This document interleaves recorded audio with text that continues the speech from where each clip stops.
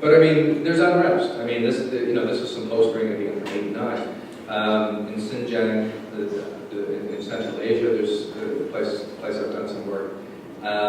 There's so-called terrorism happening on a regular basis. But even throughout rural China, I mean, explosives go missing and they blow up buses later. So it's a place that is being forced to reevaluate its priorities. And one of those priorities that the Communist Party, the ruling party, is reassessing is, why is it that they're sending so much of their value to us? And so in recent years, we've seen minimum wage increases in factory zones, a move away from cheap stuff, and more towards good stuff, like iPhones, for example, which not everyone, but many people now have. So they're trying to turn themselves into a higher value economy, keeping more wealth at home, sending less savings to us. And so it's really part of a dynamic where their interests and the interests of their trading partners are diverging. And this is going to be a major issue in the future. Because it just doesn't pay to make us rich. And given that household saving is still very strong there, there's a huge consumer base potentially, it's not happening right away. It is more or less the future of consumerism. And so that's one aspect of the death of globalization, such as it is that one factor that's funded our prosperity has been cheap labor and sort of pliant manufacturing capacity. The other side to that is that a significant part of that doesn't necessarily want to have as much to do with us in the coming years. So this is modern day Shenzhen. This is a photo taken by a friend of mine, Justin Gordon, who is a great photographer. This is modern Shenzhen. Deng Xiaoping, who was behind the Tiananmen massacre to some large degree, is still hailed as a visionary. You could say he was, because they pulled it off, at least up until now. You go to the rural areas, as I mentioned, there's still immense poverty. This is a place where even Mao Zedong's hometown, Shaoxian, is buried in a lot of dispossession, a lot of pollution. One of the most interesting and I suppose positive things coming out of China is the trend towards environmental protest. Is that people are rising up, not because they're not just getting paid, but because they're moving to have the pollution control, which is adding more cost into our system. No, I think he was just unconscious. Yeah, you see that sometimes. People are just lying down to sleep because they're exhausted. So, I'll try to move things along here because I'd like to get the discussion going. But this is the LA harbor of Los Angeles, and it's one of the largest ports in the world, certainly the busiest one in North America. And this is the place that gets a lot of the stuff that comes from mainland China. And it's a mega project. I mean, we have the oil sands in Alberta.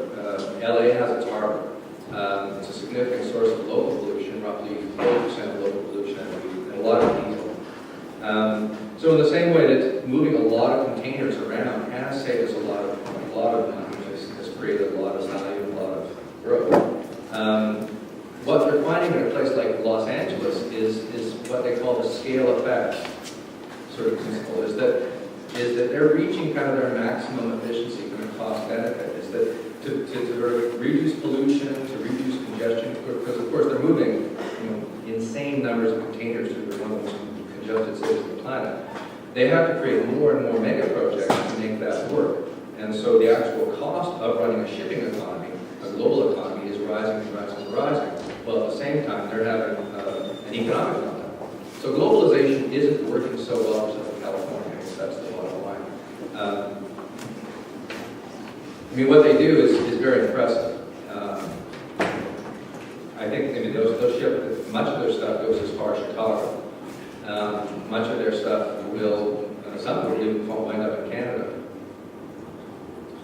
The trucking economy is kind of the grassroots aspect of logistics in our world, is that our roads are filled with trucks.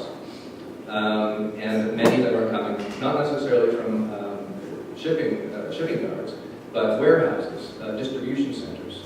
And people might be familiar with Walmart and its distribution centers and its networks of trucks. So the trucking and logistics is in effect an essential part of the manufacturing process, because without that cheap transport, we can't enjoy as much as we do. So whether we're talking about affordable produce, I actually did a really perverted thing the other day. I bought some organic tomatoes from Holland, and I live at the foot of the Rocky Mountains. You know, it's literally halfway around the world, and you know, because I just couldn't resist to see if they're actually quite good, and they were. And just knowing that, you know, what had to be done to get them to me was just insane. I mean, we have organic tomatoes where I live, so it's really, you know, it's really, again, part of the behind-the-scenes process of consumers and of our built world that has changed it in a drastic way. Shipping in the 1950s was every piece had to be unloaded individually. Again, McLaren invented the steel container, and efficiency went up, I think, 700, 800%, just because we were able to containerize some steel containers. So it's you know, a lot of 20th century inventions such as the steel container, the credit card, the modern factory, actually came to fruition right at the end of the century during the 1990s as we kind of moved into a more modern, consumer-intensive era of global trade. So containers pile up in the neighborhoods nearby. It's a huge political issue in LA. And as you can guess, California does have some environmental laws. And so much of the gridlock is about trying to debate what's sustainable growth. Unfortunately, in the way that it reflects the rest of the economy, they don't really have a plan B to replace shipping. It reminds me very well of where I come from in Alberta. There's no plan B to not have oil sands, or tar sands rather. There's, in the same way, as we move towards Copenhagen, there is no plan B to go, you know, to move towards accounting for a carbon-intensive economy. So I mean, we're in a spot where the stakes are a little higher because we have this wonderful web of interdependence that's created a lot of stuff. But by the same token, this web of interdependence is hard to let go of. Sometimes it won't let go of us.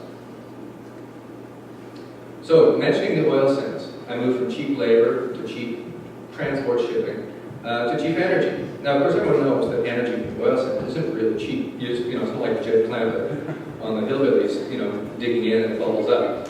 I mean, it has to be manufactured from dirt. And in order to do that, it has to use a lot of high-value natural gas to do that. And so I've written about how the oil sands, the tar sands, I keep saying the oil sands because I started doing investigative work back when everyone called it the oil sands in the 1990s, is that it has to be a manufacturing process. It is the Walmart of oil because it takes a resource, it shapes it, it manufactures it, it puts other valuable resources into it, and it serves it up over long distances because much of this oil is going from south of the border, of course.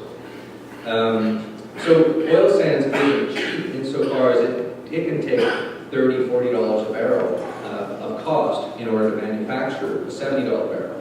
I mean, the break-even point on some of the projects is actually $70 a barrel, so it's actually not a super lucrative situation there for the companies.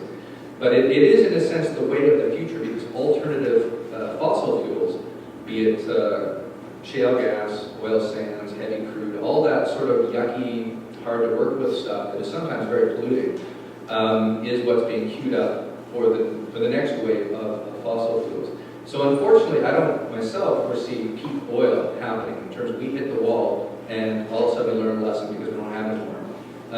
Unconventional fuels is a process of seeing our energy become dirty, perhaps dirtier, and progressively more expensive. So we don't necessarily get the immediate benefit of having a sudden catastrophic energy crisis. And I'm not saying it's beneficial, but one of the things about our energy systems is that the way they've been unmanaged is that it's basically a self-regulated regime. So when we go to unconventional fuels, that's been done outside of any sort of concern that the rest of us might have about carbon-intensive economies. So a place like Canada is deeply divided as to where we're going